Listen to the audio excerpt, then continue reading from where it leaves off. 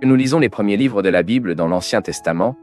Nous rencontrons les dirigeants frappants de Moïse et Joshua dans la conduite du peuple israélite vers la terre promise par Dieu à Abraham. Moïse a conduit les enfants d'Israël hors de l'Égypte, et Joshua a conduit le peuple à la conquête de Canaan. Et tout le monde sait que Joshua était le successeur de Moïse. Mais qui était le successeur de Joshua? Beaucoup de gens en se doutent, et c'est ce dont nous parlerons dans cette vidéo. La première chose que nous devons clarifier est qu'il n'y avait pas de successeur à Joshua en Israël. Du moins pas dans la même manière de son leadership et de la direction de Moïse devant lui. Joshua a été choisi par Dieu pour succéder à Moïse dans la direction du peuple d'Israël à la fin de la période de pèlerinage du désert. Et sa direction devant Israël a été nommée solennellement devant tout le peuple tandis que Moïse était encore en vie. Voyez ce que la Bible dit sur le processus de succession de Moïse par Joshua. Et appelé Moïse à Joshua et il a dit aux yeux de tout Israël, s'efforcez et se remonte, car avec ces gens vous entrerez sur la terre que le Seigneur a juré à vos parents, et vous les ferez hériter. Le Seigneur, par conséquent, est celui qui va devant vous. Il sera avec vous, ne vous laissera pas, et il ne sera pas disposé. Ne craignez pas ou ne soyez pas étonnés. Cependant, ce type de solennité de transition n'a pas été répété lorsque le leadership de Joshua était proche de la fin. Cependant, même pendant la direction de Moïse et après Joshua, la Bible enregistre qu'il y avait des anciens en Israël qui partageaient certaines responsabilités dans l'instruction et la conduite du peuple du Seigneur. Puis, lorsque Joshua est décédé à l'âge de 110 ans, ce groupe d'anciens existait toujours. Car le texte biblique rapporte qu'il y avait des anciens qui ont survécu après Joshua. Par conséquent, qui a été le successeur de Joshua en Israël dans cette période immédiate, était ce corps d'anciens. Et la Bible dit que, pendant les jours de Joshua et aussi pendant chaque jour des anciens qui ont encore survécu après lui, les Israélites ont servi le Seigneur et ont envisagé toute la grande œuvre que le Seigneur avait faite en Israël. Cependant, la référence des anciens en tant que successeurs de Joshua avant Israël n'a pas duré longtemps. Le récit biblique indique que cette génération est morte et qu'une autre génération a augmenté à sa place. Mais le problème était que la nouvelle génération ne connaissait pas le Seigneur et ne faisait pas attention à tout ce qu'il avait fait à ses ancêtres. Et à ce sujet, le texte biblique dit « Mais Joshua, fils de Nun, serviteur du Seigneur, est décédé à l'âge de 110 ans, et ils l'ont enterré à la fin de son héritage, à Timné-Hérès, sur le mont Éphraïm, au nord du mont Gaïs. Et il a également été rassemblé toute cette génération à ses parents, et une autre génération après qu'elle se levait, qui ne connaissait pas le Seigneur, ni le travail qu'il avait fait à Israël. Et c'est ainsi que la Bible dit que les enfants d'Israël ont fait ce qui était mal aux yeux du Seigneur, et a pratiqué l'idolâtrie en servant les faux dieux, après la mort de Joshua et des anciens. Toi, les Israélites ont abandonné le Seigneur et ont commencé à servir Baal et Astaroth, provoquant une colère divine sur eux. L'écrivain biblique explique la situation du peuple comme suit. Et puis les enfants d'Israël ont fait ce qui était mal aux yeux du Seigneur et a servi aux Baalins, et ils ont quitté le Seigneur Dieu de leurs parents, qui les avait sortis de la terre d'Égypte, et a poursuivi d'autres dieux, parmi les dieux des peuples, qui étaient autour d'eux, les adoraient, et provoquèrent le Seigneur de la colère. Car ils ont quitté le Seigneur et ont servi Baal et Astaroth.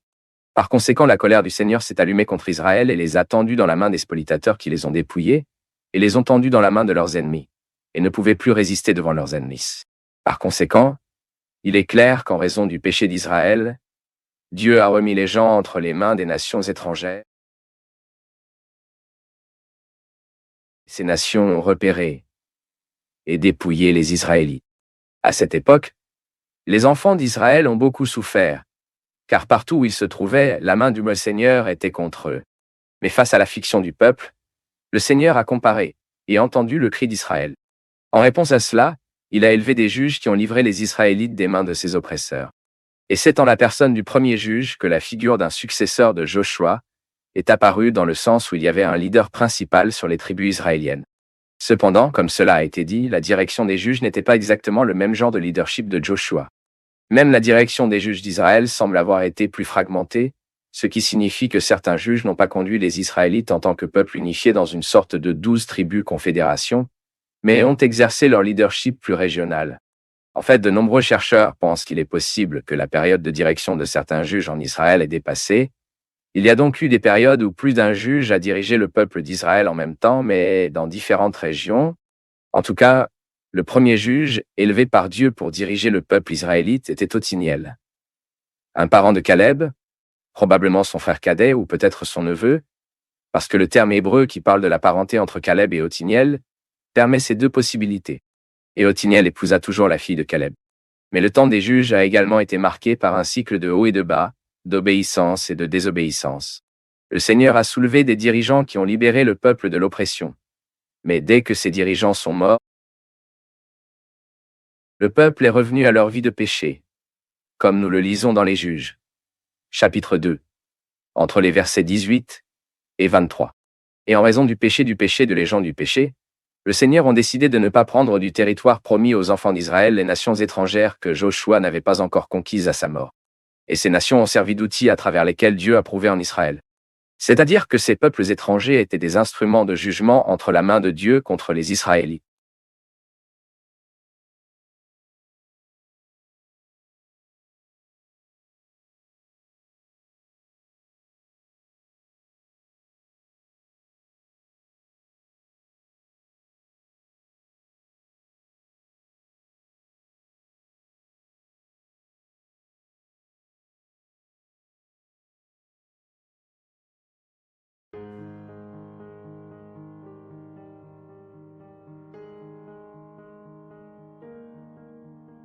Les ravageurs de l'Égypte étaient des jugements de la part de Dieu envoyés contre les Égyptiens afin qu'ils sachent qu'il est le Seigneur. Alors que les ravageurs ont été envoyés, Pharaon a refusé de libérer les Hébreux et ce n'est qu'après la 10e peste que les enfants d'Israël pouvaient quitter d'Égypte. Dans cette vidéo, vous comprendrez le sens de chacun des 10 ravageurs envoyés en Égypte. Nous pouvons commencer par parler des 10 ravissements envoyés en Égypte. Et selon le texte biblique, les 10 parasites étaient du sang, des grenouilles, des poux, des mouches, des parasites sur des troupeaux, des ulcères, de la pluie de pierre, des gazons, l'obscurité et la mort du premier-né. Mais avant que les 10 fléaux ne soient envoyés, Moïse et Aaron, avec l'ordre du Seigneur, sont allés à Pharaon pour laisser le peuple d'Israël. Mais Dieu les avait déjà avertis que Pharaon ne les écouterait pas, alors il mettrait sa main sur l'Égypte. Et c'est ainsi que la première peste a été renversée. Et dans la première peste, les eaux de l'Égypte sont devenues du sang. Ici, il est important de savoir que le Nil n'était pas le seul affecté par cette première peste. Tous les canaux, lagunes et les réservoirs d'eau en Égypte ont également été touchés par la peste. Et à ce stade, certaines personnes soutiennent que cette peste consistait uniquement en la transformation des eaux en couleur rouge. Ces personnes affirment que cela peut être arrivé par le mélange de l'argile rouge qui descendait des grandes terres de l'Éthiopie. Cependant, le terme hébreu d'origine appliqué dans ce texte biblique n'est jamais utilisé dans la Bible pour désigner la couleur rouge, mais toujours pour indiquer le sang comme substance. Alors oui, dans la première peste, les eaux étaient non seulement teintes en rouge, mais ont été transformées en sang. Et c'était quelque chose de très impactant. Ainsi, lorsque Dieu a blessé les eaux de cette rivière, cela signifiait également une attaque directe contre le panthéon des dieux égyptiens. Cependant, la Bible dit que les sorciers de l'Égypte ont réussi à imiter cette peste et que le pharaon a été endurci. Déjà dans la deuxième peste, de nombreuses grenouilles de Rio et tous les canaux de cette terre ont envahi l'Égypte. Avec cette peste, Pharaon a demandé à Moïse et à Aaron de prier le Seigneur que les grenouilles soient prises des maisons des Égyptiens. Il a également promis de libérer le peuple, cependant. Peu de temps après la fin du deuxième peste, Pharaon a continué avec un cœur endurci. Et ici, il est important de savoir que dans la culture religieuse égyptienne, les grenouilles représentaient une déesse. Et puis, combiné avec le fait que la rivière produisait de telles grenouilles, cela signifiait que deux éléments sacrés du paganisme égyptien les représentaient des malheurs. Mais même ainsi, les sorciers de l'Égypte ont également réussi à imiter la deuxième peste. Suivant, la Bible montre que dans la troisième peste, la poussière terrestre a été transformée en une épidémie de poux qui a infesté l'Égypte. Cette fois, les sorciers égyptiens ont même essayé d'imiter cette peste. Mais ils ne pouvaient pas. Et ils devaient admettre que ce qui se passait vraiment là-bas était une véritable intervention divine. Mais malgré cela, Pharaon est resté durci. Suivant, la quatrième fléau consistait en des essaims de mouches qui punissaient tous les Égyptiens. Cependant, les mouches n'ont pas atteint les Israélites. Et pendant cette peste, Pharaon a même tenté de négocier un accord avec Moïse. Il voulait que le peuple d'Israël adore Dieu en Égypte lui-même. Mais Moïse a refusé cette proposition et l'a averti que le peuple d'Israël a dû faire un voyage à travers le désert pendant plus de 3 jours, sans rien et personne derrière. Initialement, Pharaon semblait disposé à céder. Cependant, dès que la natation a disparu, Pharaon s'est retrouvé durci. Déjà, la 5e peste était une terrible peste qui a frappé les troupeaux des Égyptiens qui étaient sur le terrain. Cette peste a tué les chevaux, les ânes, les chameaux, les moutons et le bétail en général. Et pour l'exécution de cette peste, Dieu a désigné droit temps spécifique, à savoir le lendemain. Et tout comme la 4e peste, les troupeaux des Israélites n'ont pas été touchés et ce fait a amené Pharaon à enquêter sur l'affaire, mais son cœur s'est encore plus durci. Et puis est venu le 6e fléau, lorsque Dieu ordonna à Moïse et à Aaron d'attraper une poignée de cendres de four et de jeter au ciel en présence de Pharaon. Et quand ils ont fait cela, tous les hommes et les animaux d'Égypte ont été punis d'ulcères, y compris les sorciers qui, au début, les 10 raveurs, ont essayé de les imiter. Et même face à toutes ces souffrances, Dieu a durci le cœur de Pharaon, et il n'a pas quitté le peuple d'Israël. Puis, dans la 7e peste, Dieu a fait une pluie sans précédent de pierres sur l'Égypte. Cette pluie de pierres mélangée au feu n'était pas naturelle, mais quelque chose qui a révélé la souveraineté de Dieu sur toute la création. Mais avant, Dieu a également averti que quiconque voulait survivre se retirait dans ses maisons et certains officiers de Pharaon, ayant déjà appris à craindre la parole du Seigneur, à collecter leurs serviteurs et leur bétail dans des endroits sûrs. La pluie de pierres a ensuite puni toute l'Égypte, mais a quitté la terre où les enfants d'Israël étaient indemnes. Et avec cette peste, Pharaon a supplié le soulagement. Il a également admis un éventuel blâme de sa part et a promis de libérer le peuple d'Israël. Cependant, lorsque la pluie de pierres s'est arrêtée, il a de nouveau durci son cœur. Dans le chapitre suivant du livre d'Exode, nous lisons sur la 8e peste qui a apporté un nombre incalculable de gazons sur l'Égypte. Ces sauterelles ont dévoré tout ce qui s'était laissé après la 7e peste, de sorte qu'il n'y avait pas de vers dans les arbres. Mais avant que l'Égypte ne soit punie par des sauterelles, Pharaon a tenté de négocier un autre accord avec Moïse. Cependant, la proposition a été rejetée et les criquets ont couvert toute la terre de l'Égypte. Pharaon a ensuite ordonné Moïse une fois de plus et a avoué avoir péché. Il a demandé à Moïse de prier le Seigneur afin que les sauterelles pourraient enlever, mais à la fin, il s'est retrouvé durci. Et puis la 9e peste a été renversée. Et dans le 9e peste, Dieu a envoyé une obscurité épaisse sur l'Égypte pendant 3 jours. Ce n'était pas un type de tempête ou d'éclipse du soleil comme le pensent certaines personnes, mais l'obscurité surnaturelle provenait directement d'une intervention divine. Et c'était très intéressant parce que les Égyptiens ont célébré la lumière de l'aube comme un acte de victoire du Dieu du soleil sur le serpent du chaos et de l'obscurité. Ainsi, lorsque ces ténèbres denses couvraient l'Égypte, cela signifiait une démonstration claire de la supériorité du Dieu d'Israël sur le panthéon égyptien. D'un autre côté, les Israélites étaient les seuls qui avaient de la lumière où ils habitaient. Et encore une fois, Pharaon a tenté de négocier avec Moïse une libération du peuple d'Israël pour aller dans le désert pour adorer le Seigneur. Mais comme d'autres fois, il s'est retrouvé durci, au point d'ordonner à Moïse de quitter sa présence sous la menace de le tuer s'il le revient. Et tous ces événements ont préparé un scénario pour la 10e peste. La 10e peste était la conclusion du jugement divin sur l'Égypte. À cette époque, les premiers-nés de l'Égypte, des hommes aux animaux, ont été tués lorsque le Seigneur les a blessés. Mais avant cela, Dieu a donné à Moïse des instructions spécifiques sur la façon dont les Israélites devraient se dérouler. Et cette occasion a abouti à la célébration des premières Pâques. Ensuite, selon le texte biblique, les enfants d'Israël ont mis le sang des agneaux sacrifiés dans leurs portes comme Dieu leur avait commandé. Et de cette manière, le jugement de Dieu a transmis sur ces maisons sans aucun de ses premiers-nés. Et à la suite de la 10e peste, Pharaon et tous les habitants de l'Égypte ont supplié que les Israélites partiraient. Et face à cette histoire, beaucoup de gens se demandent pourquoi Dieu a envoyé les 10 ravageurs en Égypte. À ce sujet, le texte biblique nous montre que Dieu a envoyé les 10 plaies sur l'Égypte pour démontrer son grand pouvoir, et que votre nom peut être glorifié sur toute la terre. Même certaines personnes oublient qu'environ 500 ans avant que les 10 ravageurs ne soient envoyés, Dieu a parlé à Abraham de l'avenir de sa progéniture. Le Seigneur l'a averti que sa progéniture serait réduite, mais il jugerait la nation oppressive. Par conséquent, à cet égard, les 10 ravageurs d'Égypte soulignent également que Dieu est celui qui gouverne l'histoire selon ses desseins. Mais au-delà de cette signification principale, nous pouvons comprendre qu'avec les 10 ravageurs de l'Égypte, Dieu humilie le panthéon des faux dieux de ce peuple. Et de cette façon, le Seigneur a montré qu'il est le seul vrai Dieu. Même il utilise même les divinités présumées des hommes comme instruments de son jugement. Et cela a été très clair, surtout dans la première, la 2e et le 9e peste, lorsque les symboles des divinités égyptiennes ont été utilisés pour leur apporter une punition.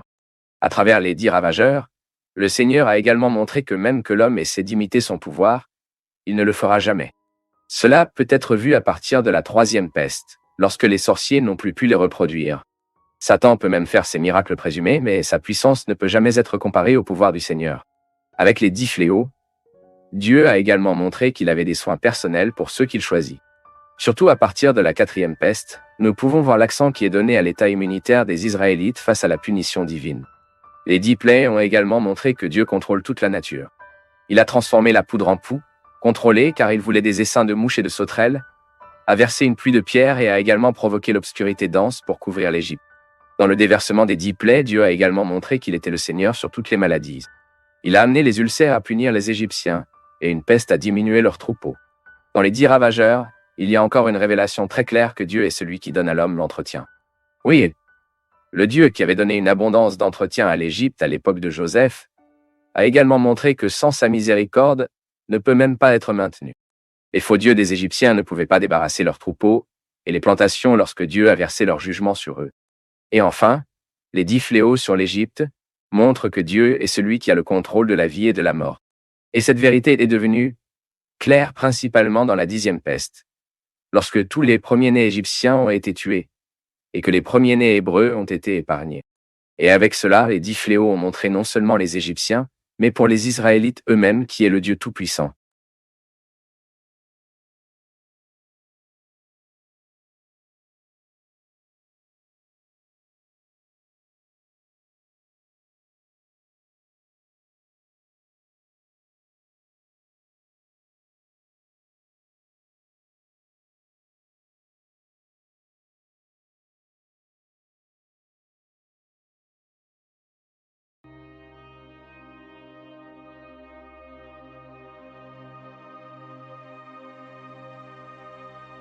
Le livre des psaumes a été écrit par plusieurs auteurs différents, dont certains personnages bibliques bien connus sous le nom de Moïse, David et Asaph.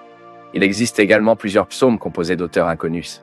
Pour comprendre un peu mieux sur qui a écrit le livre des psaumes, vous devez considérer certains points importants sur les caractéristiques du livre lui-même. Le livre des psaumes est une collection de divers textes poétiques, écrits sur plusieurs siècles. Les psaumes les plus anciens sont datés de l'époque de Moïse et les plus récents ont été écrits au cours de la captivité des Juifs à Babylone. Pendant cette période d'environ 1000 ans, les psaumes ont été écrits et ajoutés à la collection, en particulier à l'époque de la monarchie en Israël, où la plupart des textes poétiques ont été écrits. À l'origine, le livre des psaumes est subdivisé en 5 livres, et son titre, à la fois en grec et dans l'hébreu original, signifie des chansons ou des louanges. Le plus grand l'épreuve de qui ont écrit cette collection est extraite des titres qui accompagnent leurs propres psaumes. Certaines personnes pensent que ces titres ne font pas partie du texte original, mais ils apparaissent dans le cadre du texte hébreu de l'Ancien Testament.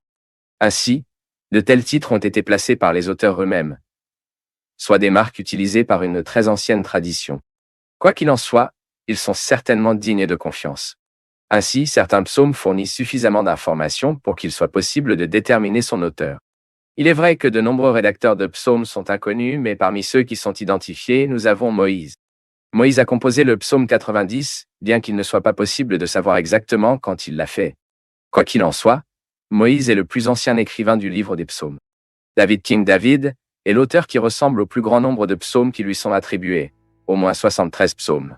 Certains chercheurs ont tenté de contester la paternité des psaumes de la part de David, affirmant principalement que le David mentionné dans les titres des psaumes n'est pas le même celui qui a régné en Israël. Cependant, il n'y a pas de base pour cette théorie, en plus que la Bible elle-même indique clairement que le roi David était musicien et poète. La tradition qui relie David à la musique est si forte que même le prophète Amos, 300 ans plus tard, parle de David comme un inventeur d'instruments de musique. Salomon, le sage roi Salomon, fils de David et son successeur sur le trône d'Israël, composait également au moins 2 psaumes, le psaume 72 et le psaume 127. Sons de Korah, les descendants de Korah de Lévi ont également écrit quelques psaumes. Ils sont le psaume 42 à 49, 84, 85 et 87. Les descendants de Zéra parlent d'Étan et d'Éman, de la tribu de Juda, dont la Bible dit qu'ils étaient très sagaces. La composition du psaume 88 a été attribuée à Emma et au psaume 89 à Étan. Asaph, lévita Asaph, était un grand leader du culte à l'époque de David. Est attribué à Asaph, ou peut-être dans certains psaumes, à leurs descendants. La paternité des psaumes suivantes. Psaume 50 et psaume de 73 à 83. En plus de ces auteurs connus, il n'est pas possible de déterminer qui a écrit les autres psaumes présents dans la Bible. Cependant, surtout, il est connu que l'inspiration pour que de tels psaumes soient venus est certainement venue de Dieu lui-même. Et cela nous suffit. Le texte de cette étude que vous trouverez sur notre site web.